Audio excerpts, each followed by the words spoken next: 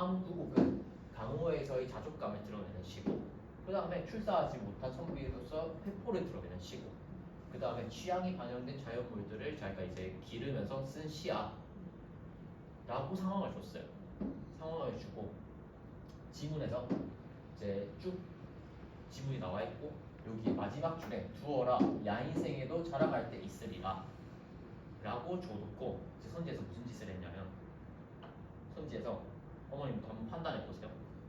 화암구국은 그 청산에서의 삶에서 느끼는 자랑스러움을 야인생애로 표현하여 겸양의 태도를 드러내는 분 라고 선지가 나왔어요. 이게 맞다고 생각하시는 분 손들어주세요. 틀렸다고 생각하시는 분.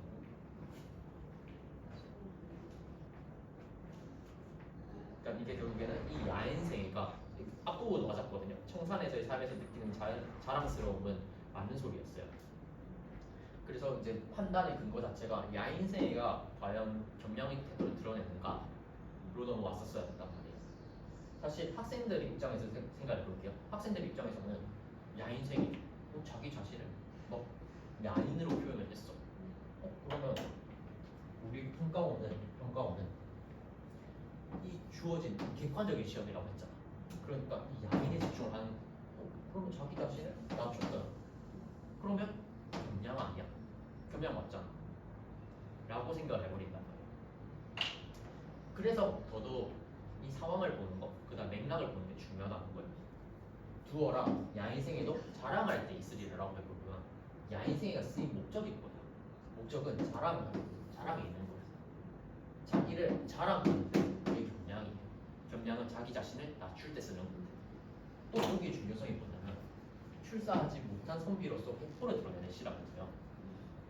어떻게 자기 자신이 못났는데 어떻게 거기서 겸손할 수 있어요? 예를 들어 볼까요? 혹시 그런 약간 유튜브 같은 거 보셨는지 모르겠는데, 대치동 막 돌아다니면서 그런 거 하잖아요. 올해 수능 몇 점 받으셨어요? 그래서 저는 뭐 몇 개 틀렸어요 라고 하잖아요. 이런 상황이 있다 쳐요. 대치동 막 걸어가고 있어요. 저한테 이제 인터뷰를 하는 거예요. 수능 수학 이번에 몇 개 틀리셨어요? 해가지고 저 잘 못 쳤어요. 몇 개 틀리셨길래 이런 말을 하셨어요. 저 실제 하나 틀렸습니다 하면 저 못 쳤어요가 겸손의 표현이죠. 근데 저 걸어가다가 어떤 애한테 또 물어봤다고 쳐요. 저한테 물어봤어요. 이번 수능 수학 몇 개 틀리셨어요? 해가지고 잘 못 쳤어요 라고 했는데 몇 개 틀리셨길래 잘 못하고 7등급 정도 받았습니다 라고 해버리면 금방 그냥 경량이 아니라 팩트를 얘기한 거죠. 학생들이 못하는 것, 그리고 저희가 문학을 못하는 본질적인 이유는 이런 맥락을 못 읽고 그냥 그 단어에 집중을 하게 돼서 못하는 거예요. 그리고 저희가 김유아 선생님은 문제, 그다음 김민지 선생님 문제를 많이 봤을 때 특히나 이런 부분들을 잘 건드리더라고요. 딱 특정 단어에 메모를 시켜가지고 학생들이 공부해왔던 그 문학 전체의 흐름 자체를 까먹게 해요. 그런 선지들이 많이 나와가지고, 그런 기출형 선지들이 많이 나와서 잠시 소개시켜드리고 들어가겠습니다. 학생들이 문학을 못하는 이유를 조금이라도 이해하셨으면 좋겠어요. 일단 문학 시험지 경량에 앞서서 제가 이제 학생들이 필기, 제 동생의 필기를 봤을 때 학교 수업 시간에서 문학사를 위주로 수업을 하시더라고요. 그러니까 문학사에서 이런 식으로 문학이 발전해왔다. 그리고 그 굵직굵직한 사건 속에서 대표되는 사건은 이런 거다. 그 다음에 대표되는 작가는 이런 사람들이다. 이걸 위주로 그 선생님이 어떤 특정한 문제 세트를 정하는 게 아니라 그냥 지문을 위주로 수업을 하시더라고요. 김유아 선생님은. 그래서 그런지 김유아 선생님 파트에서는 저도 이제 문학사 위주로 비슷한 시인들끼리 묻겠구나 라는 생각을 했었어요.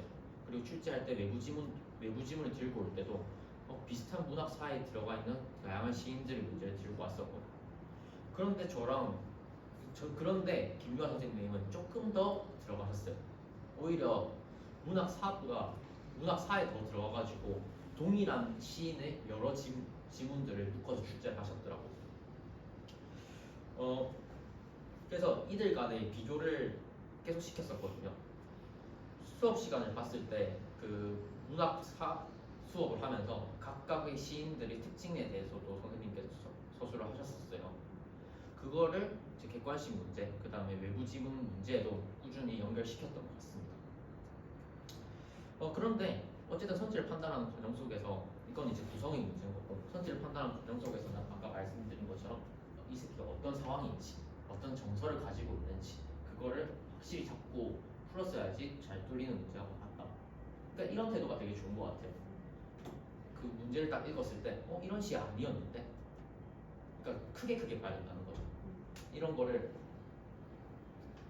야 인생에 집중해가지고 경량이라고 보는 게 아니라 경량에 대한 시가 아니었는데, 얘는 출사하지 못한 선비에 대한 회포를 드러내는 시였는데, 이런 식으로 그냥 이걸 시라고 생각하는 게 아니라 하나의 일상어, 아까 말씀드렸다시피 수학 모의고사 몇 등급 이런 것처럼 일상어로 생각하시는 게 맞지 않나 라는 생각을 하게 됐습니다.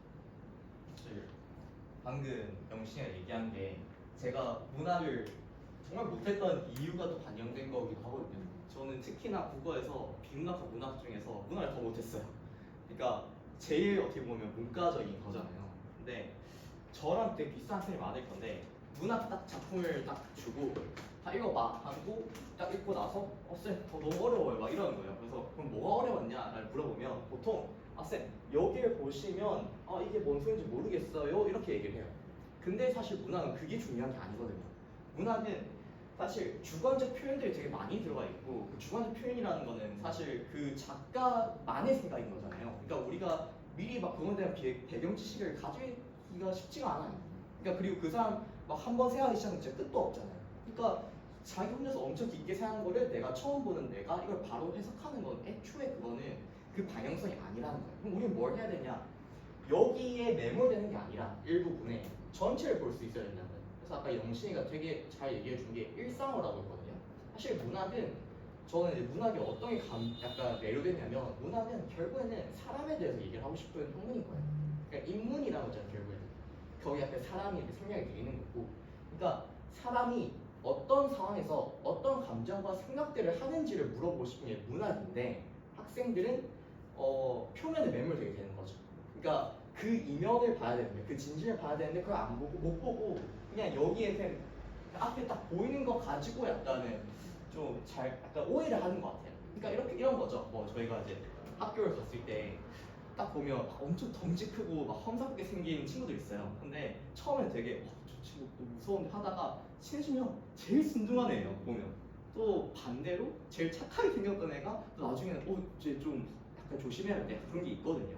좀 마찬가지로 생각해요. 그러니까 문학도 이거를 겉모습만 가지고 판단하지 않았으면 좋겠는데 저는 이게 뭔가 그냥 국어만이 아니라 요즘 전반적인 문제를 생각해요. 학생들이 좀 요즘 막 인스타그램 릴스 막 이런 것도 되게 그냥 도파민을 많이 일으키잖아요. 그리고 GPT 이런 것도 어쨌든 뭐 잘 쓰면 좋은데 잘 못 쓴다면 자기 안 하면 다 맡겨버리잖아요. 그러니까 이거 뭔가 깊게 들어가는 연습을 잘 못하는 거예요. 저는 이제 과외를 할 때 오히려 반대로 그냥 무차별적으로 약간 질문 폭격을 하거든요. 그래야 자기가 뭐를 모르는지를 알 수 있고 더 깊게 들어갈 수가 있어요. 그래서 그런 것들을 저희가 최대한 학생들이 알 수 있도록 좀 노력할 것 같아요. 앞으로.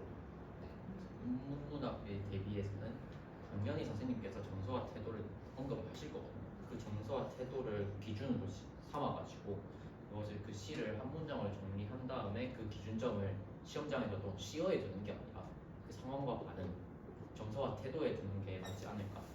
그 정서와 태도를 기준으로 이런 시 아니었는데 그치 이런 시지 라는 걸 기준으로 판단하는 게 맞지 않을까라는 생각을 하게 됩니다. 여기까지 인문문학에 대한 저희 나름대로 분석이었고요. 3문은 저희 때는 그 사실 그대로 나왔었어요. 지문이. 근데 저희 다음 해부터 이제 전문이 갑자기 시험 범위다라고 하시면서 외부 지문을 출제를 하시더라고요. 이번에 무정 같은 경우에도 제가 받았던 시험 범위 있던 지문이 아니라 다른 그 무정의 다른 부분에서 출제가 됐었어요.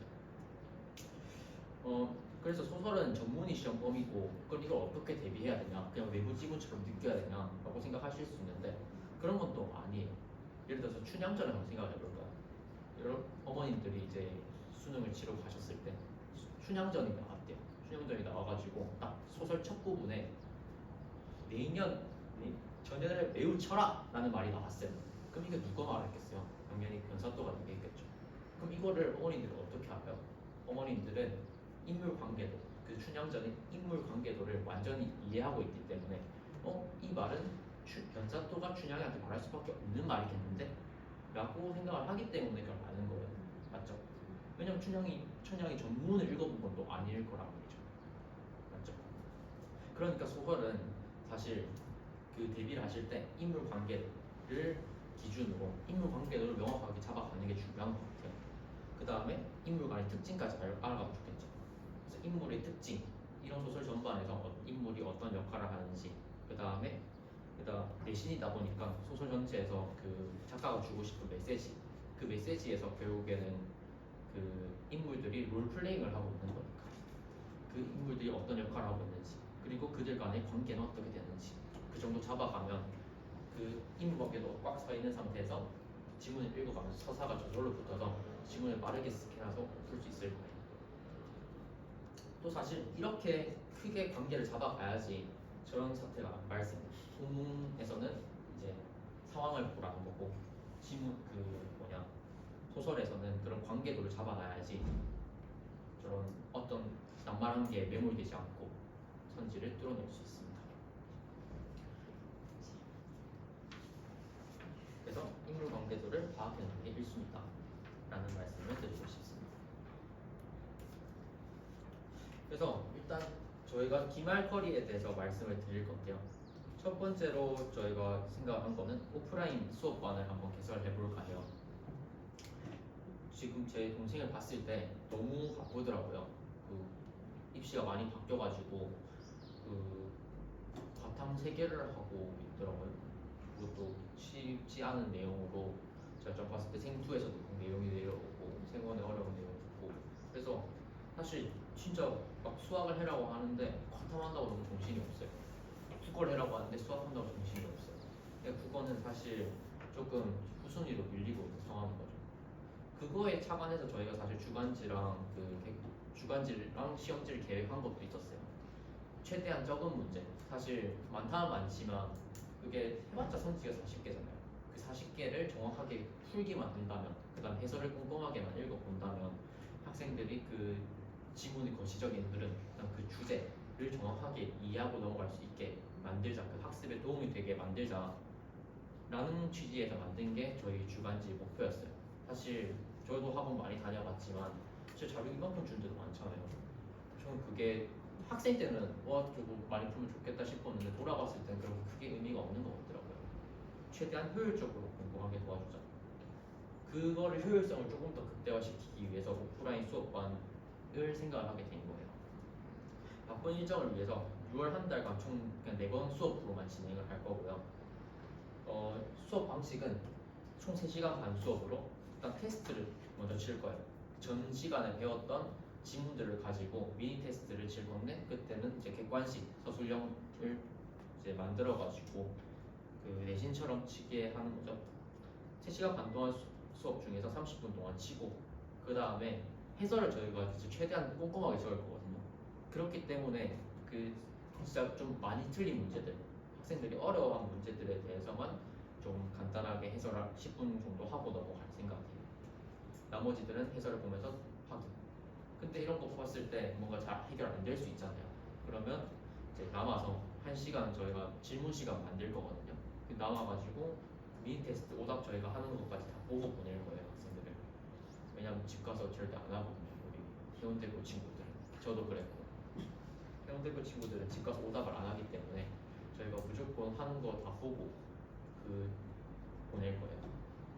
그래서 10분 풀이 동안은 어려웠던 문제, 그 다음에 지문의 전체적인 흐름과 가장 중요했던 내용 한 번 더 리마인드 시켜주는 그런 시간을 가지게 될 것 같습니다.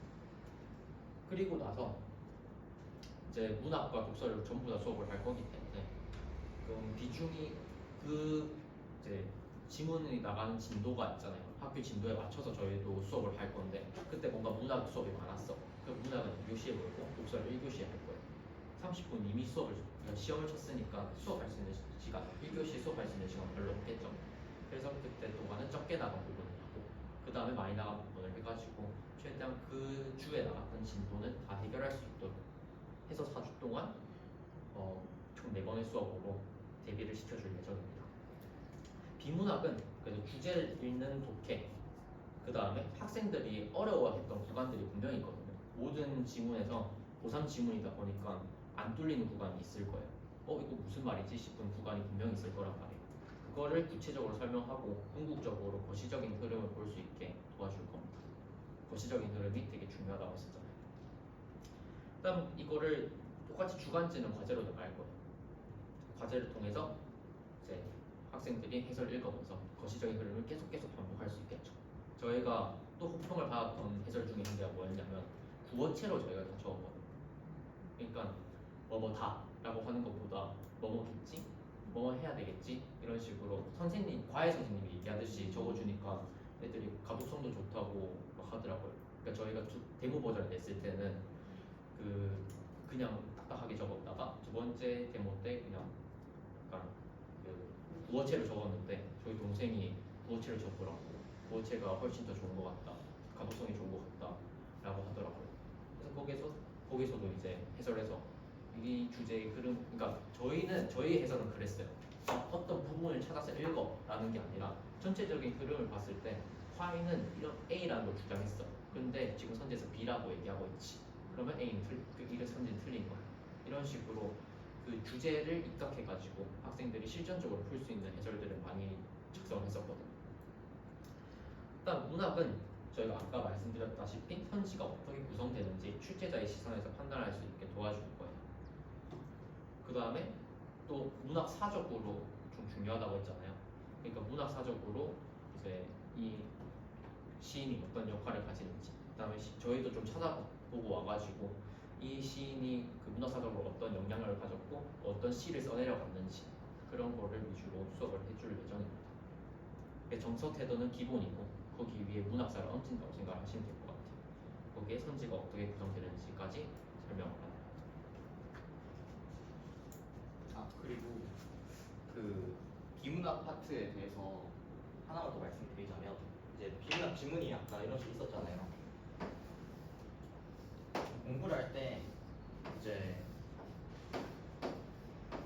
얘를 내가 완벽하게 해야겠다 하면 아까 말씀드렸던 것처럼 그냥 이렇게 그냥 계속 이런 순서대로 내 머릿속에 집어넣고 있어요. 근데 그걸 하고 있을 때는 내가 진짜 공부를 하고 있다는 느낌이 들거든요. 하지만 이거는 그 순간에만 공부를 하고 있는 거지 나중에는 남지가 않으니까 공부가 아니에요, 실제로. 그래서 사실 이걸 그냥 표면적으로 있는 그대로 그냥 내 머릿속에 그냥 넣는 거랑 이거를 이제 가공할 필요가 있거든요. 가공. 그러니까 이건 글자 형태로 그냥 쫙 나열되어 있는 거잖아요. 근데 이게 꼭 이렇게 나열되어 있는 게 이 내용을 구성하는 것에서 가장 실질적인 형태일까요? 아니라는 거예요. 그래서 이거를 저는 도식화를 이제 도와줘요.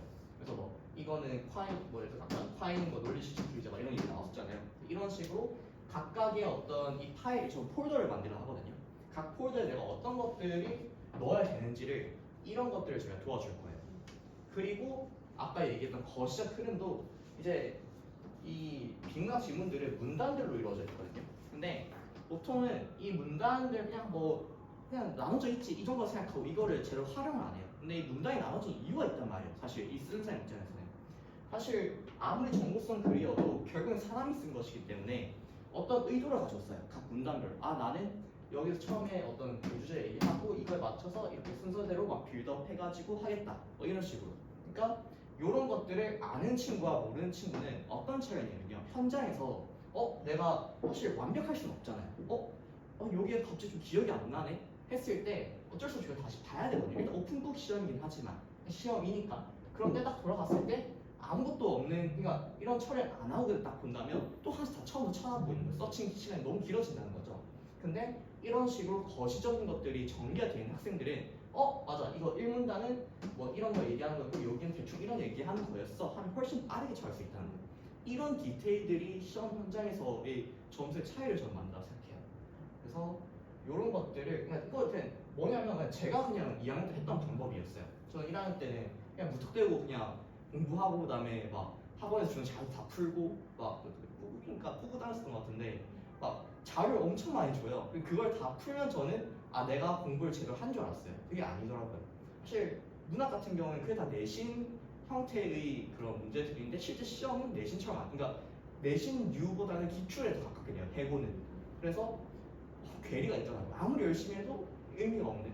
그래서 그런 것들 그리고 이런 자료들 같은 거 풀 때 이런 식으로 확실하게 저는 이제 공부할 때 비문학신문도 그냥 처음에 다 뼈대를 쫙 세운 다음에 거기다 이제 살을 붙였죠. 그러니까 뼈대 만드는 가공의 과정을 거치고 살 붙이면서 그다음에 마지막 또 다시 뼈대만 남겨요 제 머릿속에. 진짜 마지막 남은 거예요. 이건 좀 꿀팁인데 왜냐하면 뼈대만 남겨야지 내가 바로바로 생각하기 제일 편한 형태예요. 시험장에서 살에 이런 살 같은 거 어떻게 되냐? 아 이거는 무의식화돼 있어요 이미 제 머릿속에. 그래서 이때 할 때 제대로 해야 되겠죠. 아무튼 시험에 들어갈 때는 뼈대만 들고 들어간다. 그래서 이번에 저희가 비문학 그 파이널 시험지랑 비문학 특별히 저희가 추가 엔제를 또 줬거든요. 그 추가 엔제에 문제만 있는 게 아니라 각 지문에 이런 전반적인 거시적 흐름을 저희가 좀 말로 쭉 설명해놨어요. 뼈대 같은 것들. 그래서 이거 한번 보고 들어가. 그래서 그런 식으로 아마 수업 때도 좀 진행하지 않을까 싶어요. 비문학 주간지를 저희가 이제 중간고사를 보고도 조금 보완을 하려고 했는데요. 일단 이거에 대해서 이야기 전에 크게 비문학 학습법 두 가지, 그러니까 비문학을 이렇게 공부하면 좋겠다라고 했을 때 이제 각각 결국엔 주제다. 주제를 이해해라. 아까 상호가 말한 것처럼 그 주제를 또 도식화해서 정리해 놓으면 좋겠죠. 인문 지문, 경제 지문, 기술 지문이 많이 나왔는데 인문 지문은 이제 결국엔 각 사상가들이 진짜 말하고 싶어 하는 그 주장. 그다음에 여러 사상가가 나온다면 그 사상가들의 공통점, 차이점 이런 게 주제가 돼요. 이거는 수능에서도 마찬가지입니다. 경제에서는 경제 개념에 대한 명확한 이해가 중요하다고 생각했어요. 그게 결국엔 주제인 거고요. 기술은 그 여러 가지 단계가 나올 거예요. 근데 그 단계도 다 모든 게 다 중요한 게 아니라 결국엔 기술의 목적을 바탕으로 쓰는 단계이기 때문에 기술의 목적의 핵심에 직결되는 그 단계가 있을 거랍니다. 그 단계를 이해하고 그다음에 각 기술적 단계들이 발생하는 이유와 그 원리를 이해하는 것, 그게 바로 기술 지문의 주제라고 생각했습니다. 그 다음에 여러 가지 문제들을 풀어보는 것도 중요하지만 결국 범위에 있는 문제들을 풀어보는 게 중요하다라는 생각을 했었어요. 그래서 그걸 바탕으로 저희 비문학 주간지를 어떻게 보완할지 썼는데요. 첫 번째는 이제 기존에 없었던 스텝 0단계로서 기존 기출 문제에 대한 상세한 풀이를 추가할 거예요. 그러니까 처음부터 저희가 들어갔던 객관식 문제로 들어갔었잖아요. 스텝 1 단계를. 그 전에 스텝 0 단계를 넣어서 학생들이 지문을 읽고 그 다음에 그 해설을 읽으면서 문제를 그 기출 문제에 대해서 확실한 학습을 할 수 있게 스텝 0 단계를 추가하겠다는 거죠. 거기에다가 추가적으로 저희가 원래 파이널 엔제에서만 넣었었던 그 다음에 마지막 주간지에만 넣었었던 지문 구조도 요약 이런 거를 이제 전 시험 범위에 넣으려고 해요. 왜냐면 이런 걸 확실히 알고 들어갔을 때 훨씬 더 좋은 시너지를 얻을 수 있다고 판단했기 때문이죠. 그러니까 사실 이 구조조를 만드는 것 자체가 시작점은 그거였거든요. 제가 과학기술 지문 한 지문이 너무 이해가 안 돼가지고 그 단계를 전부 다 세분화를 시켜놨어요. 세분화를 시켜보고 그걸 쭉 써봤는데 그 학생들이 읽어도 되게 좋을 것 같다는 생각을 했었단 말이에요. 그걸 실제로 애들한테 줬었고 그걸 바탕으로 공부해라고 했었는데 실제로 문제들도 그 단계를 정확하게 이해해야지 풀 수 있는 서답형 문제와 그 객관식 문제들이 출제가 되더라고요. 그 다음에 주간지에서 중간고사의 선생님별 출제 경향에 따른 유사 문제 출제를 많이 늘릴 생각이에요. 김민치 선생님 파트 같은 경우에는 이제 전체적인 주제 흐름을 읽고 그 문제의 흐름을 얘기하는 전개 방식 문제를 많이 넣을 예정이고요. 김민치 선생님의 서술형 부분에는 보기를 이용한 서술형 문제를 많이 넣을 생각이에요. 그 다음에 김유아 선생님의 서술형 문제는 여러 가지 객관식 문제에서도 그 여러 서술형을 어떻게 바뀔지 저희가 나름대로 고민을 하고 그걸 바탕으로 서술형을 내면서 학생들에게 충분히 도움이 될 수 있도록 주간지를 만들 예정입니다. 그리고 아까 이제 그러니까 비문학도 분야들이 나눠져 있잖아요. 뭐 인문, 과학, 기술, 법, 경제. 근데 특히나 이번에 그 저희가 그 저는 Q&A를 다 해줬거든요. 그러니까 학생들한테 너 공부하는 도중에 우리 자료 풀다가 모르겠는 거 있으면 궁금한 거 있으면 저 우리한테 물어봐라 했을 때 가장 질문이 많이 들어왔던 게 경제 질문이었어요. 이번에 실제 실험지에서도 그러니까 시험에도 출제가 됐었거든요. 통화 정책 채권을 중앙은행이 채권을 매매함에 따라서 이 기준금리를 맞추는 것 그런 게 나왔었는데 그게 솔직히 학생들 입장에서는 되게 좀 차이가 있을 수 있어요. 그러니까 학생들은 저는 이제 저도 원래 경제를 정말 못했다가 재수하면서 경제를 진짜 너무 좋아하게 됐거든요. 그래서 막 저는 사실 원래 의대 안 가고 경제학과나 경영학과를 가고 싶었어요. 너무 재밌으니까. 왜냐하면 막 재수하면서 도서관 가서 막 맨날 경제책 보고 있었거든요. 이게 그 처음에 제가 경제를 싫어했던 이유가 처음 초심자가 보기에는 뭔 소리인지 하나도 모르겠어요. 근데 그거를 하나씩 타고 들어가다 보면 결국 하고 싶은 말이 거의 비슷하고 다 연결이 되거든요. 근데 그게 학생들이 특히나 그런 부분이 좀 부족한 것 같더라고요. 그래가지고 그런 부분을 제가 마저 파이널 엔제 때도 한 명씩 다 제가 답변을 되게 길게 달아줬어요. 진짜 길게. 되게 상세하게 막 그 학생 눈높이 맞춰 적어줬고 그것도 이제 파이널 엔제에 넣어줬어요. 그래서 그런 걸로 학생들이 특히나 이런 경제 부분은 이해도가 특히나 더 떨어지는구나. 그래서 그런 부분을 제가 그냥 작년 수업 때도 특히나 학생들이 이제 경제 수업 해주는 거 되게 좋아했거든요. 왜냐하면 경제가 요즘 그렇게 자주 나오진 않지만 한 번 나오면 되게 큰 변별이 생겨요. 그래서 그런 것들 저는 그냥 경제 특강처럼 간단히 해주거든요. 그래서 만약에 기말 때도 이번처럼 경제 질문이 포함이 돼 있으면 그걸 학생 혼자서 하면 너무 뭘 할지도 제대로 모르고 갈피도 못 잡아요. 그래서 그런 것들을 제일 핵심적인 개념들 설명해 주면 더 잘 하거든요. 그래서 그런 것들도 아마 신경 써서 저희가 수업 준비하지 않을까 싶어요. 그래서 무엇이 중요한지, 그다음 주제별로 무엇이 중요한지를 위주로 저희가 학습지를 구성할 거고 그걸 바탕으로 문제를 많이 만들 예정입니다. 문학 주관지를 보완하는 방식에서는요. 일단 제가 문학 시험지의 가장 큰 특징으로 문학 사적 흐름과 똑같은 사람의 여러 가지 작품을 연결해서 많이 문제를 냈다고 했잖아요. 그래서 이것도 똑같이 스텝 0의 전작품에 대해서 작가 소개, 그다음에 문학사적 배경을 조금 소개시켜 줄 예정이에요. 당연히 이거는 학교 선생님의 필기를 먼저 보고 그다음 그 필기를 바탕으로 저희가 좀 더 찾아보겠죠. 왜냐면 상충되면 절대 안 되니까. 그리고 학교 수업 방식이 문학사적 흐름과 그 흐름 속 대표적을 소개하는 방식이니까 그거에 따라서 저희도 그 문학사적 흐름에 동일하게 궤를 같이 하고 있는 작품들을 묶어서 출제할 예정이에요. 그 다음에 똑같이 한용운 씨가 나왔으면 한용운 씨 다른 작품을 찾아가지고 그거에 대한 연관성 찾는 문제 그런 거 되게 출제 많이 하고 애들한테 도움 많이 줄 예정입니다. 그다음에 또 비연계로 등장할 만한 동일 작가의 타 유명작도 제가 함께 제시하면서 서술형으로 만들겠다는 그런 내용입니다.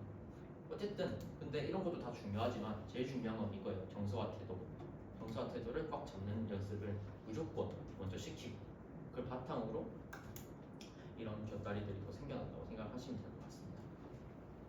그다음에 여기 안 적혀 있지만 소설 문학 같은 경우에는 저희가 추가적으로 인물 관계도 그다음에 이 소설이 어떤 배경에서 등장하게 됐는지 그다음 이 배경에서 등장하게 된 그 감독의 목적에 따라서 각 인물들이 어떤 역할을 하고 있는지 또 조금 소설 문제를 만들 때 그다음 소설 주간지를 만들 때 좀 포함시켜 줄 예정이에요.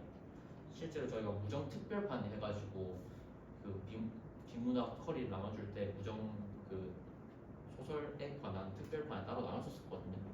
거기서 인물 관계도 이런 걸 좀 적어줬었는데 도움이 좀 많이 됐던 것 같더라고요. 그래서 이번에 소설이 나온다면 그런 거 위주로 학생들을 많이 도와줄 예정입니다. 그래서 문학은 산문 같은 경우에는 인물 관계도 짜기를 위주로 시험 대비하시면 될 것 같고 그 다음에 논문 같은 경우에는 다른 것도 중요하지만 일단 제일 중요한 거는 정서와 태도. 정서와 태도를 바탕으로 그 용어에 집중을 하는 것이 아니라 전체적인 흐름에서 선지를 분석하는 방법, 선지를 분석하는 연습을 하는 게 중요하다고 생각합니다. 그 다음에 마지막으로 파이널 시험지를 어떻게 보완할지 저희가 조금 생각을 많이 해봤거든요. 왜냐하면 독서는 사실 파이널 시험지가 진짜 도움이 많이 됐다는 그것도 호평도 받았고 마지막까지 인과관계 역전을 물어봤었어요. 그래서 학생들 입장에서도 마지막에 봤던 거니까 그 킬러를 풀 때도 훨씬 도움이 많이 됐겠죠. 그다음 해설을 읽을 때도 저희가 꽤나 그 주제에 입각해서 썼으니까 해설 읽으면서도 주제 계속 반복돼서 스스로 연습이 많이 됐을 거예요. 실제로 그다음에 저희가 중요하다고 생각했던 지문들이 꽤나 시험장에서도 많이 나왔고 이게 적중이라고 하기에는 조금 우스갯소리 여기서 좀 약간 웃긴 말이긴 하지만 왜냐면 지문 자체가 많진 않았으니까 하지만 그래도 꽤나 저희가 생각했을 때 시험에 나올 수 있겠다 한 지문과 많이 겹쳐서 그 중간고사 범위에서 많이 나온 것 같습니다. 중간고사 나왔던 것 같습니다. 그런데 사실 문제는 문학이었어요. 문학은 저희가 좀 생각했을 때 중요했다고 생각하는 지문들이 많이 나오진 않았거든요. 파이널 시험지랑 많이 겹치지 않았어요. 그래서 어떻게 하면 이게 보완이 될까라는 생각을 했을 때 차라리 시험지를 두 부를 내자. 두 부를 내게 되면 어쨌든 학생들이 그 두 부를 풀어보면서 마지막까지 모든 지문들을 연습하고 갈 수 있을 거니까 차라리 두 세트를 내는 게 낫겠다라는 생각을 했어요. 그래야지 이번에 문학 같은 대참사가 일어나지 않을 거니까요. 그러니까 논리는 비슷했어도 지문이 겹치지 않았던 거예요. 그러니까 그런 걸 보완하고자 한 거죠. 그래서 학생들이 전체 시험 범위에 대해서 직전 정리를 할 수 있도록 직전에 시험지를 각 2개씩 낼 예정이에요. 비문학과 문학 전부 다. 수업을 하게 된다면 어쨌든 저희는 시험을 학교에서 치니까 현장에서도 한번 응시 자격을 수업하는 경우에는 현장 응시 자격을 부여할 예정입니다. 이거는 4번의 수업 시간에 포함되지는 않을 것 같고요. 왜냐하면 4번 안에 다 정리하는 게 어려울 것 같으니까 그냥 따로 다른 날에 잡아가지고 학생들이 되는 시간에 와서 다 같이 현장 응시를 하고 그다음에 여기 옆에서 해설까지 읽으면서 함께 그 오답까지 하고 갈 수 있도록 저희가 지도할 예정입니다. 그리고 Q&A 이제 할 건데 그 전에 마지막 한 번만 이제 종합을 드리자면 어쨌든 저희는 이제 결국 그 국어라는 이 과목에서 어떻게 보면 저희 둘 다 사실 되게 타고났던 사람은 아니었거든요. 그래서 저희도 누구보다 가장 뭔가 고생을 많이 했고 또 고민을 많이 했고 또 이거 안 되는 건가라는 생각 되게 많이 했었어요. 저희가 실제로. 그래서 더더욱 저희는 이 뭔가 문제를 설계한다던가 아니면 해설을 쓸 때도 그래서 더더욱 뭔가 학생들한테 내가 그런 적이 있으니까 더 그런 것들을 어떤 게 도움이 될 수 있을지를 좀 보여줄 수 있는 것 같아요. 그래서 저희가 이제 뭐 중간 때는 사실 이제 처음 시도를 해보는 거니까 그냥 되게 실험적인 것들도 사실 되게 많이 했었어요. 물론 이제 학생들 이번 시험에 그냥 정말 직접적으로 도움이 된 부분도 있었고 또 나름대로 저희가 추가적으로 이렇게 뭐 교육적으로 좀 시도해본 것들도 있는데 이제 그 중에서 이미 어떻게 보면 방향성이 하나 나온 거잖아요. 이 시험지라는 이 시험지라는 게 사실 되게 중요한 건데 학생들이 잘 중요하게 안 여기거든요. 그러니까 제가 2학년 올라가서 1등급을 받아 말씀드렸잖아요. 그때 되게 결정적으로 작용했던 요인 중에 하나가 그때 중간고사 제가 그렇게 잘 치질 않았어요. 근데 중간고사 치고 나서 그 시험지 나오잖아요. 그 시험지를 제가 공부한 거랑 비교하면서 그냥 모든 선을 다 분석했어요. 모든 선을 다 분석하고 이 쌤은 이런 논리의 출제를 하나 보다. 그리고 심지어 이 지문은 왜 출제를 했을까? 이런 것도 막 고민했었거든요. 근데 그게 실제로 먹히더라고요. 나중에 임할 때. 근데 저는 이거를 당연히 뭔가 할 마음이 있는 사람은 할 줄 알았는데 정규권에도 잘 안 했어요 그때. 그러니까 그때 저희가 정규 4%였거든요 저희 1등급이. 그래서 한 5명이 1등급이었는데 그걸 제가 들어갈 수 있었죠. 어떻게 보니까 그렇게 분석해서 그에 맞춰 공부를 하니까.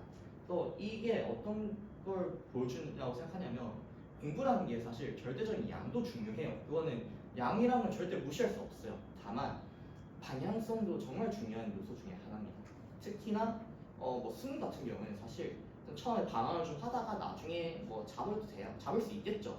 지금 고2면 아직 시간이 너무 많이 남았잖아요. 좀 남았는데 근데 내신이라는 거는 사실 이 구조 자체가 엄청 짧은 기간 안에 임팩트 있게 내 모든 걸 쏟아내야 되는 거잖아요. 그만큼 거기 안에 저는 학생들도 진짜 다른 사람 못지않게 자기의 많은 걸 진짜 걸고 하는 걸 생각하거든요.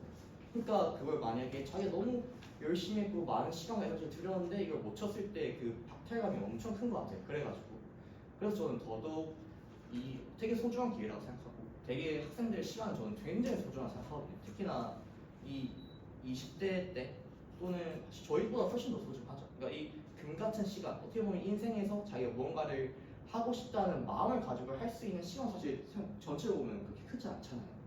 그거를 온전히 뭔가 살아갈 수 있게 그 시간을 보낼 수 있게 하는 게 저의 목표예요. 이런 것들이 저희 이름 그팀 데미안이라는 이름에도 사실 맞닿아 있는 게 데미안이라는 게 그 알을 깨고 나왔다라는 그 소설책 되게 유명한 거 아실 거예요. 근데 재밌는 게 소설책 이름 데미안이고 데미안이 등장인물 이름이에요. 근데 그 데미안이 주인공이 아니거든요. 주인공은 싱클레어라는 친구예요. 그리고 데미안은 뭐냐면 이 싱클레어라는 친구가 그러니까 데미안은 약간 그 소설에서 되게 신비한 친구로 나와요.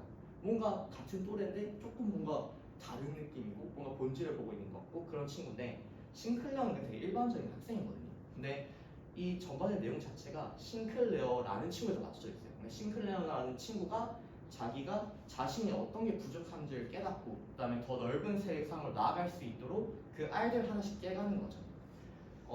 이게 뭐 생물학적으로 봤을 때 그 새들은 사실 알에서 태어나잖아요. 근데 그거를 잘 못 태어난 애들이 있어요. 그런 것들을 이제 한 번씩 이제 알을 깨주는 경우가 있는데 그 경우에는 사실 그 좋지 않다고 얘기를 하거든요. 왜냐하면 그걸 스스로 깨고 나와야 되는데 그걸 도움을 주는 게 그러면 나중에 좀 혼자 생존하기 힘들 수 있어요. 근데 저는 공부는 살짝 다른 개념을 생각하는 게 공부는 애초에 자기가 어떤 알 속에 어떤 껍질이 있는지를 인식조차 잘 못해요. 그러니까 만약에 쟤를 인식했어 그러면 자기가 깨는 게 맞죠. 하지만 인식조차 못하고 있는 상황에서는 그건 저 일단 먼저 인식을 시켜줘야지 그걸 깨든가 말든가 할 거 아니야. 뭐 허공에다 주먹질을 할 수는 없는 노릇이니까. 그래서 저희의 제일 목표는 일단은 자기가 어떤 게 부족한지 어떤 걸 해야 되는지를 명확한 방향성을 제시하면서 명확한 보편적 방향성을 제시하면서도 스스로의 각자만의 문제점이 있잖아요. 그런 것들을 저희가 사실 질문 시간도 저희 나누고 꼭 가는 이유가 저희는 수업 자체도 중요하지만 결국 그러니까 성장이라는 거는 개인적 차원에서의 개념이거든요. 그래서 저희는 꼭 남겨서 다 해결을 시키고 최대한 보내요. 그러니까 자기만의 그런 알들을 인지하고 그다음에 그 알 같은 게 이 껍질이라는 게 공부는 하나만 있지 않아요. 공부는 그게 되게 여러 겹이 있거든요. 막 10겹, 11겹 이렇게 있어가지고 저희가 처음 몇 개를 우리 한번 같이 이런 게 문제가 있으니까 같이 깨볼까? 한두 개 먼저 깨주고 그 다음에 스스로 혼자서 나머지 것들을 자기 힘으로 깰 수 있는 그런 거를 저희는 사실 제일 큰 본질로 생각하고 저희 수업에 모든 거를 뭐 기획하고 수업하고 하는 것 같습니다. 그래서 사실 제가 이제 영신이한테 이걸 같이 해보자 얘기했던 이유도 그러니까 저는 재수하면서 선생님들 너무 멋져 보였어요. 그러니까 시대에 이제 있으면서 막 스타 강사들 막 바로 앞에서 볼 수 있거든요. 근데 나도 언제가 저런 사람이 되고 싶다라는 생각했었고 나는 꼭 그래서 대학교 가면 과외를 많이 해야겠다라는 생각했어요. 그래서 그런지 과외를 들어가자 그 학교를 들어가자마자 과외를 막 20시간씩 한 이유도 그거거든요. 사실 대학생들 돈이 막 많이 필요하지 않아요. 근데 그냥 진짜 재밌어서 한 거예요. 그리고 저는 약간 취미가 막 엄청나게 있는 편은 아닌데 오히려 그때 어떤 얘기를 했냐면 과외하는 게 내 취미다 수업하는 게 왜냐하면 이게 딱 학생이 그냥 딱 학생 눈을 봤을 때 그냥 동태 눈이 있고요. 그래 니만 해라 이게 있고 진짜 약간 자기는 도움이 된다. 그러니까 다른 거에서는 뭐 해결할 수 없었는데 내가 그걸 긁어줄 때의 딱 그 눈이 있어요. 저 그 눈이 너무 좋더라고요.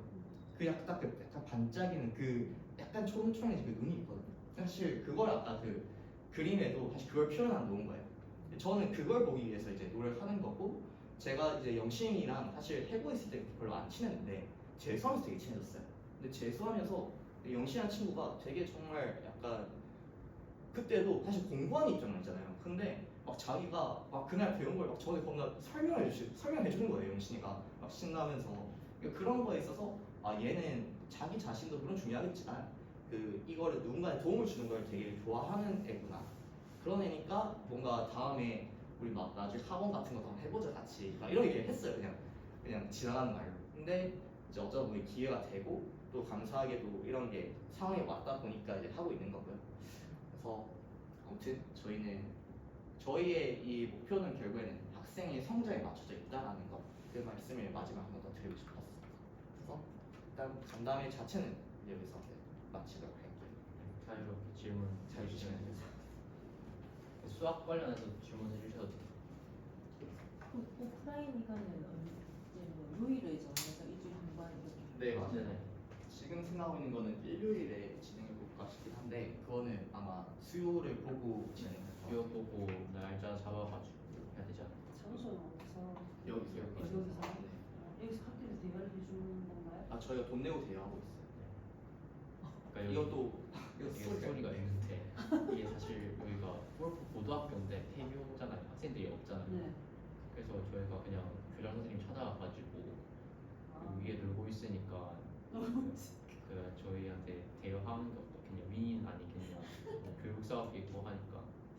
근데 처음엔 절대 안 된다. 절대 안 된다. 전화했을 때 제가 전화하니까 아 여기는 평생교육원이라 해가지고 할머니 할아버지분들 뭔가 다른 것 활동하는 것처럼 학원나 이런 거 아니다 여기는. 그리고 되게 좀 보수적이신 분이셨어요. 그러니까 대표님이신데 원래 교장님이셨던 분이 지금 대표님이신데 근데 저희는 이 판서를 너무 하고 싶은 거예요. 실에 이제 딱 이런 형태로 돼 있고 저는 이런 게 공부가 제일 잘 된다 생각하기도 하고요. 그래서 너무 하고 싶어가지고 그냥 이 앞에 편의점 있는데 거기서 바카스 한 팩 사들고 이제 찾아갔어요 그냥. 아, 한 번만 그 우리 이야기 좀 들어줘라. 그래서 가서 어쨌든 이제 지금 하고 계시는 그런 건 너무 좋은 것 같다. 그러니까 결국에는 이 누군가의 결핍을 채워주는 건데 그게 사실 저희도 마찬가지라고 생각한다. 참 학생들이 요즘 같은 시대에 특히 고3이라는 학생이 정말 소중한 시간이지 않냐. 그래서 그런 거에 있어서 보면 우리 같은 걸 도모하고 있지 않나? 약간 이런 식으로 말씀을 드리니까 또 흔쾌히 아 그래 뭐 써라 해서 쓰고 있는 거예요. 그러면 이 장소에서 요일을 정해서 이게 이제 한 번 할 때 3시간 30분이 수업이 진행이 되는데 네. 이렇게 이제 4번을 하잖아요. 그럼 이제 비용적이면 이 수업료가 측정이라고 생각하고 계시는지.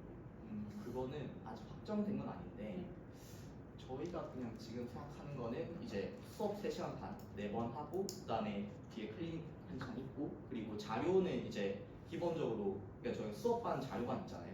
수업반은 당연히 자료관 나가는 자료 다 같이 나가는 개념이에요. 그래서 한 학원비로 한 40 정도 일단은 생각하고 있어요. 먹을 때 이제 10을 생각하면 되는 거죠. 대충 대략. 이제 대략적으로 네, 생각하시면 것 같아요. 저희가 국어학원을 되게 많이 다녀봤는데 그거를 되게 짧게 수업을 하시더라고요. 2시간씩 막 하시는데 그거 듣고 나왔을 때 남는 게 별로 없었거든요. 2시간 동안 맞아. 그냥 뭐 하고 나왔지. 왜냐면 STN 같은 걸 생각을 STN 아시죠? 저희도 다녔는데 그거 다녀오면 진짜 힘들거든요. 정보량도 되게 많이 배우고 아 이거 중요하다 했으니까 이런 복습을 할 것도 남았는데 사실 국어학원을 다녀왔을 때는 내가 복습을 하고 싶은데 뭘 복습을 해야 되지 이런 느낌이 사실 컸어요. 그래서 이런 오프라인 수업도 기획을 하게 된 계기도 있습니다. 저희 아들 학원 안 다니고. 아 네, 당연히요. 보통 가면 그냥 그 범위 또 그날의 지문에 대해서 그냥 자기 하고 싶은 말 하세요. 뭘 배우고 나왔지 싶었어가지고 아니, 물론 도움이 안 되는 건 아닌데 아닌데 이게 나중에 없어요. 정말 지름길은 아니라고 저는 생각해요. 그리고 한 가지 여쭤봐도 되나요? 아까 기출 문제라고 기출 문제를 많이 이제 풀어라 이렇게 하셨는데 이 기출이란 것이 그 전년도에 해고에서 나왔던 기출 문제를 말씀하시는 건지 아니면 이제 흔히 말하는 이제 시중에 있는 아니면 또는 모의고사나 또는 평가원에서 나오는 문제를 많이 풀어라는 거지 어떤 기준인지가 좀 궁금합니다. 아 그게 기출 문제라 하면 저희가 이 모든 범위가 그거거든요. 몇 학년도 몇 월 기출 네. 그 그냥 범위에 해당하는 기출 불러 해고원에서 나왔던 아니 해고안에서 나왔던 걸 알고 있고 그게 진짜 평가원에서 있던 평가 문제를 네, 그러니까 말씀하시는 범위에 건데. 들어가는 게 9월 예를 들어서 9월에 인문지문이래요. 인문지문에 해당하는 문제들이 있을 거 아니에요. 네, 그렇죠. 그걸 많이 풀라는 거예요. 그거에 대한 명확하게 자기가 해설할 수 있을 정도로 그렇다. 네. 그러니까 지문이 그러니까 시험 못해도 뭐 5년, 6년 이렇게 애들이 풀어 들어가는데 그렇죠. 그 전체 다 지문 네. 분석을 해야. 아, 전체는 그러니까 하면 좋다는 거예요. 그러니까 이게 기출이라는 게 학교 기출이 있고 평가원 기출이 있잖아요. 근데 학교 기출은 굳이 따지자면 이번 시험도 이제 기출이 된 거죠. 그렇죠. 근데 할 거면 이번 시험에 대한 건 확실히 해주면 좋겠다. 근데 이전 기출에 대한 거는 그냥 저희가 해서 그냥 해주면 되는 거잖아요. 네. 사실 그거는 직접적인 것도 아니고 그래서 그거는 아마 저희가 그냥 저희가 해주겠다의 말씀이었고 그다음에 그 기출 이제 평가원 기출에 대해서는 지금 어차피 뭐 기말 때가 아직 좀 남았잖아요. 네. 그러면 국어도 뭐 어차피 공부를 뭐 하기는 조금 하긴 할 거 아닌가요? 하나도 안 해. 아 하나요? 만약에 한다면 저는 기출 말고 할 게 뭐 있나. 그리고 이번에 외부 지문도 거의 다 기출도 많이 나왔거든요. 저희 때는 막 니트 이런 거 나왔었는데 그거까지는 또 아닌 것 같아요. 그래서 기출들 이제 아까 말씀드린 것처럼 빙덕 같은 경우에는 인문, 뭐 과학, 기술 아니면 법, 경제 다 할 수는 없어요. 지금 5개년은. 그러니까 할 수 있거든요. 저도 그걸 해본 적 있는데 크게 도움이 안 될 수 있어요. 차라리 자기가 특히나 뭔가 좀 어려움을 겪는 영역이 있어요. 그러니까 만약에 딱 시험지에 딱 나왔을 때 아 너무 풀기 싫다 그런 마음이 들게끔 하는 영역들이 있는데 그런 것들에 대해서 좀 모아서 한번 풀어보는 게 어떨까 이번 기회에. 어차피 지금 그러니까 정시 공부를 지금 다 할 수는 없는 노릇이거든요. 고2 같은 경우는 사실 방학 때부터 제대로 해야 되고 지금은 그냥 아직 제대로 본격적으로 들어가기 전에 좀 준비를 하는 거죠. 자기가 부족한 부분들을 좀 채워가면서. 그리고 사실 이거는 필수는 절대 아니에요. 지금 제 생각에 제일 많이 해야 되는 건 과탐 아닌가. 생원도 TCA 회로 들어가고 한다고 들었는데 꽤나 외울 것도 많고 사실 그걸 먼저 해놓는 게 맞지 않나. 그냥 왜냐면 생원 이번에 변별이 안 됐다고 하거든요. 맞아요. 학원도 뭐 만점자가 20명 있어서 이등급이 없었는데. 네. 그렇다고 하니까 무조건 그거 변별해야 되거든요. 그럼 당연히 다음 시험 어려울 거고 사실 어려울 만한 주제들도 남았고 중화 반응 남았고 그 다음에 그 TCA로 남았으면 어려울 만한 주제들이고 당연히 거기서 걸릴 거라고 생각을 하고 그렇게 했을 거예요 쌤들도. 그냥 당연히 지금은 고3 수준 기출까지 풀 수 있을 정도로 그 관탐을 먼저 해놓는 게 중요하고 다음에도 시간이 남았다 하면 그걸 보는 게 낫죠. 국어랑 그러니까 수학이랑 관탐을 했는데도 시간이 남는다. 근데 그런 우수한 학생은 없을 거 같거든요. 다음을 이거 하면 학원 끊어야 되나요? 아 이거 오프라인이요. 아 근데 그러니까 수업반을 하면 사실 저희 학원처럼 운영이 되는 거고 그거를 만약에 사실 학생의 그것도 있잖아요. 약간 나 그냥 이 학원 다니고 싶은데 그냥 왜 엄마가 강제로 막 여기 보내려 하지 그런 것도 있는데 뭐 맞으면 저희는 좋죠. 근데 아니어도 이제 자료반으로 하면 그냥 저희가 하는 똑같은 자료를 그대로 그냥 받을 수도 있어요. 다른 학원 다니시면서. 그래서 그런 식으로 진행도 되고 꼭 무조건 학원을 옮겨야 된다 이건 아니에요. 저희는 그냥 최대한 많은 학생들한테 좀 도움을 주는 게 목표여가지고 네. 선생님들 보시기에는 그 주간지에 이제 애들이 사서 이렇게 보내는 것과 여기 와서 해설 듣고 하는 거에 비용 차이가 별로 없어 보이시는지 좀 궁금해요. 주간직을 저희가 지금은 20으로 생각하고 있거든요. 네. 왜냐면 지금 저희가 했을 때 그 10만 원이었잖아요. 네. 근데 그때 비문학만이었고 이번에는 문학까지 하니까 아마 20만 원으로 생각을 하고 있어요. 주간지 20만 원이고 근데 이거 학생의 의견이 중요할 것 같아요. 오프라인 수업은 사실 학생이 막 가고 싶어서 와서 들어야지 뭐 배워가는 것도 많지 삐딱하게 들으면 들을 것도 없거든요. 저도 그랬었고 저희가 선생님도 질문인데 네. 이거는 뭐 독학 캠프를 하셨으니까 이제 궁금한 게 네.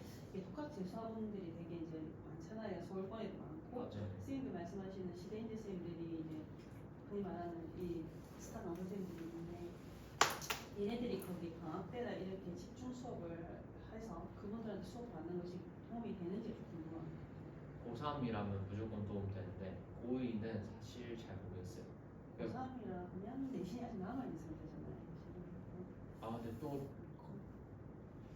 저희 때랑 좀 다르게 생각을 해야 되는데 그렇죠. 상황에도 다르거든요. 네. 네. 고2 때뭐 방학 올라가거나 그런 거는 보면 안 돼. 왜냐면 들어도 수준이 안 맞을 거예요. 왜냐면 애초에 풀이의 흐름 자체가 달라요. 그러니까 제가 고2 때 풀었던 저도 수투 1등급이었거든요. 미적도 1등급이었거든요. 대구에서 나쁘지 않았어요. 그때 그냥 1등으로 1등급인 적도 있었고 그러니까 수투랑 미적 실력이 나쁘지 않았는데도 올라가서 겨울 때 들을 때 너무 많은 걸 배웠거든요. 그리고 그걸 바탕으로 추가적으로 지금 올라왔기 때문에 여름방학에서는 그 겨울방학 때 수업했던 걸 바탕으로 그 당면 학기급을 써요. 이거 우리 수업했었지? 이런 내용이지? 당연히 이렇게 해야 되겠지? 했는데 고2 학생들이 올라가면 저뭔 말이지 싶을 수 있다는 거죠. 근데 지금 그러니까 선생님이 쳤을 때 수능과 얘네들이 친 수능이 차이점이 뭐냐면 선생님들이 계속 끌고 갔던 과목들을 수능을 치게 됐던 구조의 이제 학번이시거든요. 그쵸, 근데 그쵸. 얘네들은 첫 고1 때 그쵸. 했던 것을 고1 때 2년 뒤에 다시 시험을 쳐야 되는 상황이에요. 근데 제가 걱정인 것은 이제 멀리 보냈던 기억을 다시 소환하기까지 시간이 굉장히 걸린다는 거예요. 사실 그래서 선생님들 쳤던 학번의 선생님들은 계속 이걸 계속 리마인드 시키면서 가져가니까 어느 정도 남아 있는 거예요. 내신을 가져갔지만 30% 이상의 거를 가져가게 되는 구조인데 지금 얘네들하고는 좀 다른 거예요. 공통으로 시험 치다 보니 내신 따로 과목을 그렇게 많이 그리고 수능 따로 이렇게 가는 거예요. 근데 제 생각에는 정시도 그렇고 지금 흐름을 보면 제가 동생이 있으니까 한 번씩 보거든요. 흐름을 보면 지금 대학들이 하고 있는 짓이 정시에 계속 생기부를 넣으려고요. 그렇죠. 정시에 계속 내신을 넣으려고 하고 없어져요. 그 네, 경계선. 그게 생각을 해보면 오히려 지금 상황에서 수능은 자격고사 느낌이 되지 않을까라는 그렇죠. 생각도 사실은 해보고 있어요. 근데 아직 네, 얘가 물음표긴 하고 시험 그게 치잖아요. 육모를 봐야 될 것 같아요. 그러니까 사실 지금 이게 자격고사가 아니라면 육모가 꽤나 어렵겠죠. 꽤나 어렵게 될 거고 변별이 되게 될 거예요. 근데 자격고사의 느낌으로 가버릴 생각이면 엄청 쉽게 나올 수도 있을 것 같아요. 이게 우리나라의 구조가 자격으로 간다 했을 때 부모들의 반발이 예를 들면 학생부가 얼마큼 객관성이 있어라고 덤빌 때 그거 진짜 불분명하거든요. 그러니까 지금은 그래서 제가 들은 게 그거예요. 학교별 고사가 정시에서 들어올 수 있다. 그러니까 2차에 그러니까 1배수 많이 뽑고 자격고사로 잘라버리고 그 다음에 이제 2배수에 오히려 면접 같은 거를 사실 연대는 그런 걸 이미 하잖아요. 정시에서 면접 보고 하고 있지만 거기- 최저가 있잖아. 최저가 굉장히 높잖아요. 그러니까 정시에서도 근데 그런 느낌이지 않을까 싶은 거죠. 정시에서도 이제 1차로 1배수 많이 뽑고 그 다음에 2배수 올라가서 면접 사실 연대 면접은 뒤집히거든요. 맞아. 제 잘하는 연대 의대는 이렇게 뒤집혀요. 면접에 따라서 네. 그런 것처럼 지금 필수 과목들을 학과마다 다 정하고 있고 그거를 아마 있지 않을까요? 그러니까 생물 1, 생물 2 해와라고 하면 이제 통합과학부터 생물 1, 생물 2로 전반적인 이해를 물어보는 제가 들었을 때는 왜라는 거에 대해서 조금 더 물어볼 생각이라고 하더라고요. 그러니까 이제 통합과학 생물 1, 생물 2를 쭉 배웠을 때 그 상위 개념들이 분명히 있을 거 아니에요. 그 상위 개념들이 도출되는 그런 논리적인 사고 흐름을 교수님들이 아마 묻지 않을까 재시능 면접으로 그렇기 때문에 필수 과목을 지정한 게 아닐까라는 얘기를 하고 그다음에 지금 나온 건 아니지만 제 생각에는 논술도 좀 큰 영향을 발휘를 할 것 같거든요. 왜냐하면 지금 저희가 고3 때 학교에서는 학종, 미적, 기하를 다 해요. 근데 시험은 선택형으로 하잖아요. 근데 부산대 의대는 그걸 선택형으로 절대 열어주지 않아요. 미적이랑 기하 좀 더 쳐야 돼. 논술 칠 거. 그런 것처럼 학교에서 너네들 기하라는 거 열어줬잖아. 그럼 해봐. 필수 과목 지정해놓고 논술로 가면 되지 않을까. 아니면 사실 공대로 학점 치고 들어가는 건 너무 재밌는 얘기 아니에요. 웃긴 얘기.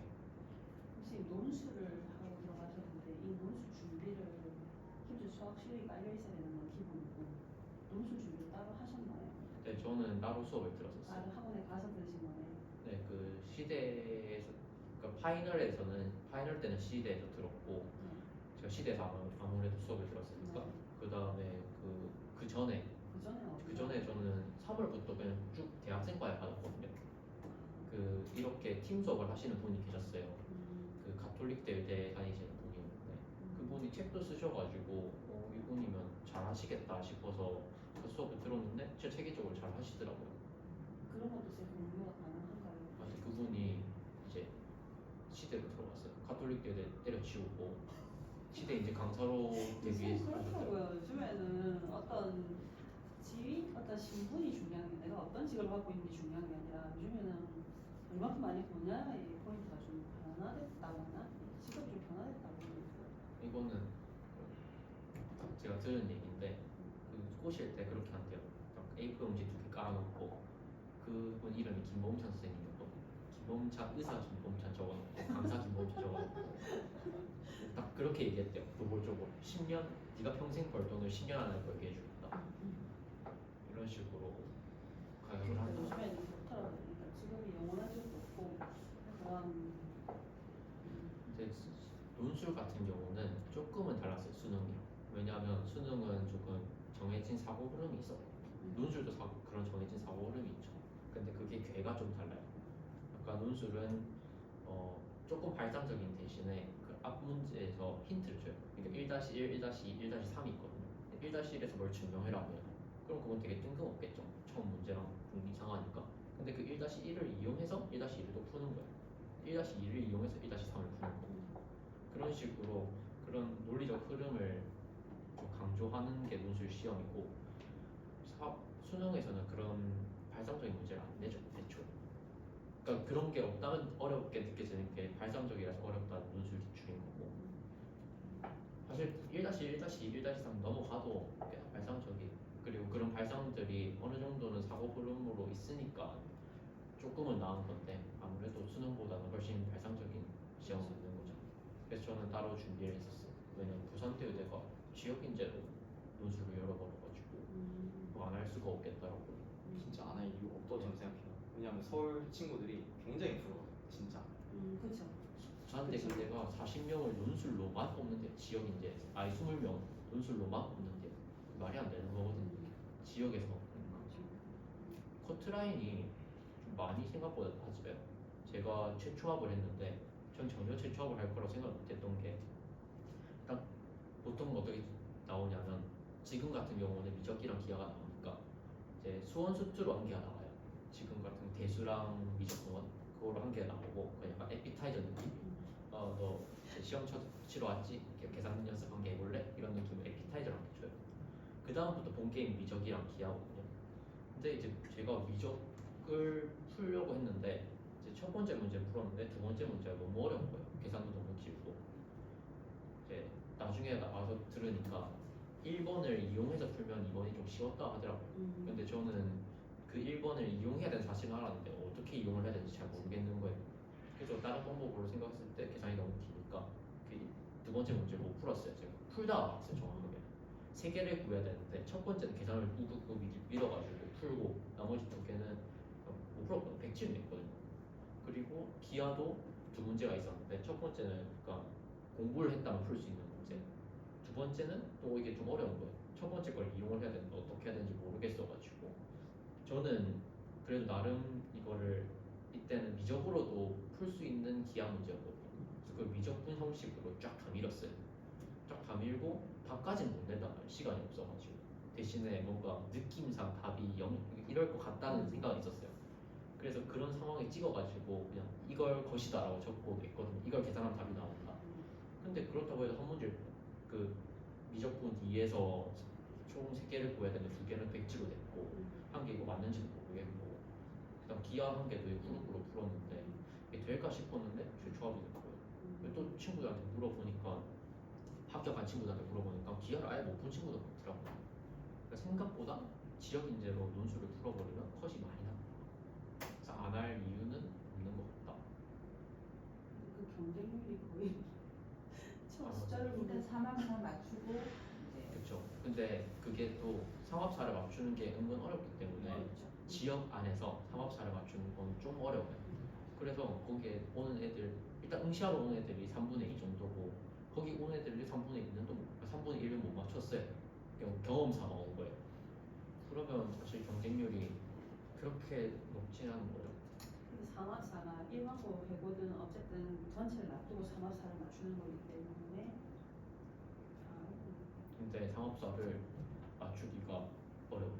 쉽지 않죠. 제가 그러니까 모의고사에서는 맞추는데 맞아. 수능만 들어가면 이제 왜냐하면 긴장을 해버리면 맞아요. 시간이 삭제된다 생각하시고 처음 수능 치러 갔을 때 제가 국어를 치는데 처음 10분은 집중이 안 돼서 글이 안 읽히더라고요. 10분 날렸고 10분 남았대요. 가슴이 떨리더라고요. 날렸죠. 그러면 원래는 평소에 80분 응용을 연습했는데 시험장에서 60분 응용을 하는 거예요.